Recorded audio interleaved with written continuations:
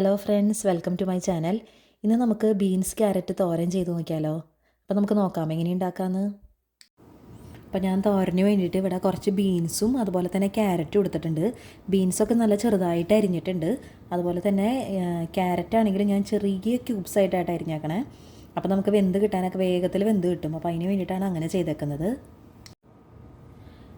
Next ഞാൻ കുറച്ച് തേങ്ങ എടുത്തിട്ടുണ്ട്. തേങ്ങയുടെ അളവൊക്കെ നിങ്ങളുടെ ഇഷ്ടത്തിന് എടുക്കാം കേട്ടോ. നമ്മൾ തേങ്ങ ചേർക്കുമ്പോഴാണ് നല്ല ടേസ്റ്റ് ഉണ്ടാവുക. അപ്പോൾ അതുകൊണ്ട് ഞാൻ കുറച്ച് തേങ്ങ എടുത്തിട്ടുണ്ട്. അതുപോലെ തന്നെ നമുക്ക് ഫസ്റ്റ് ഇത് ചെയ്യാൻ വേണ്ടിയിട്ടുള്ള കുറച്ച് ചുവന്നുള്ളിയും വെളുത്തുള്ളിയും ചതച്ചതും അതുപോലെ തന്നെ വേപ്പില എടുത്തിട്ടുണ്ട്. പിന്നെ കുറച്ച് പച്ചമുളക്. ഞാനിപ്പോൾ 2 പച്ചമുളക് എടുത്തിട്ടുള്ളൂ. നിങ്ങൾക്ക് എരിവ് കൂടുതൽ വേണമെന്നുണ്ടെങ്കിൽ 2-3 പച്ചമുളക് വേണമെങ്കിൽ എടുക്കാം. ഞാനിപ്പോൾ 2 എടുത്തിട്ടുള്ളൂ. അപ്പം ഞാനിവിടെ ഒരു പാൻ വെച്ചിട്ടുണ്ട്. അതിലേക്ക് വെളിച്ചെണ്ണ ഒഴിച്ചിട്ടുണ്ട്. വെളിച്ചെണ്ണ ചൂടായി വരുന്ന സമയത്ത് നമുക്കിതിലേക്ക് നേരത്തെ എടുത്ത് വെച്ചിരിക്കുന്ന ചുവന്നുള്ളിയും വെളുത്തുള്ളി ചതച്ചതും അതുപോലെ തന്നെ വേപ്പില ഇത് നമുക്ക് ചേർത്ത് കൊടുക്കാം.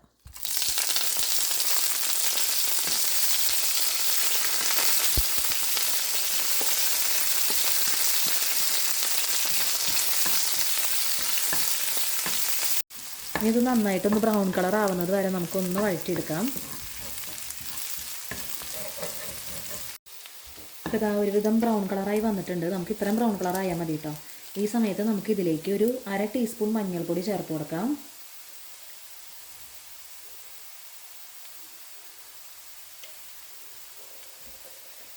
അതുപോലെ തന്നെ നമുക്ക് ഇടിച്ച മുളക് പൊടി നമുക്കൊരു 3/4 ടീസ്പൂൺ ചേർത്ത് കൊടുക്കാം.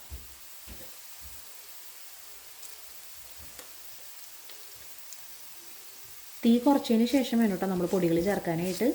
എന്നിട്ടിത് നന്നായിട്ടൊന്ന് നമുക്ക് മൂപ്പിച്ചെടുക്കാം.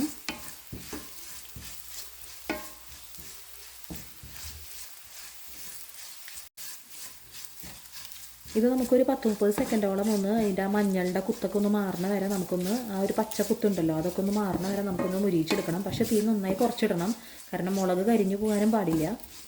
അപ്പോൾ നന്നായിട്ട് മുരിഞ്ഞ് വന്നിട്ടുണ്ട്. ഈ സമയത്ത് നമുക്കിതിലേക്ക് തേങ്ങ ചേർത്ത് കൊടുക്കാം. ഞാനിവിടെ എടുത്ത് വെച്ചേക്കുന്നത് ഇത്രയും തേങ്ങ എടുത്ത് വെച്ചിട്ടുണ്ട്. തേങ്ങയൊക്കെ നിങ്ങൾക്ക് നിങ്ങളുടെ ഇഷ്ടത്തിന് ചേർത്തോ കേട്ടോ. അപ്പോൾ നമുക്കത് ചേർത്ത് കൊടുക്കാം.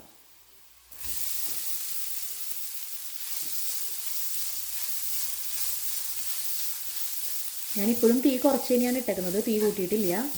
തീ മിനിമത്തിൽ ഇട്ടിട്ട് തന്നെയാണ് ചെയ്യുന്നത്. തേങ്ങയിട്ട് നമ്മൾ 1 മിനിറ്റോളം ഒന്ന് വറുത്തതിന് ശേഷം നമുക്കിതിലേക്ക് നമ്മൾ അരിഞ്ഞു വെച്ചിരിക്കുന്ന ബീൻസും ക്യാരറ്റും കൂടി ചേർത്ത് കൊടുക്കാം.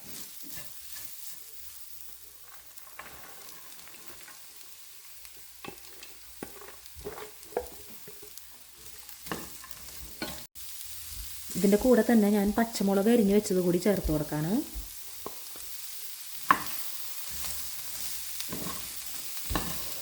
ഇനി നമുക്കിതെല്ലാം കൂടി നന്നായിട്ടൊന്ന് മിക്സ് ചെയ്തെടുക്കാം.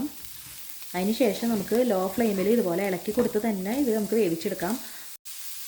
അപ്പം ഞാൻ എല്ലാം കൂടി നന്നായിട്ടൊന്ന് മിക്സ് ചെയ്തെടുത്തിട്ടുണ്ട്. ഇനി നമുക്കിതിലേക്ക് ആവശ്യത്തിനുള്ള ഉപ്പ് ചേർത്ത് കൊടുക്കാം. ഉപ്പ് നമ്മളെപ്പോഴും ആദ്യം കുറച്ചിട്ടിട്ട് നമുക്ക് നോക്കിയതിന് ശേഷം പിന്നെ നമുക്ക് കൂടുതലായി കഴിഞ്ഞാൽ നമുക്കൊന്നും ചെയ്യാൻ പറ്റില്ലല്ലോ. അപ്പോൾ അത് കാരണം ആദ്യം എപ്പോഴും കുറച്ചിടാം. അതിന് ശേഷം നമുക്ക് ആവശ്യത്തിന് വേണമെങ്കിൽ 2 ചേർത്ത് കൊടുക്കാം. നമുക്കെല്ലാം കൂടി നന്നായിട്ടൊന്ന് മിക്സ് ചെയ്തെടുക്കാം.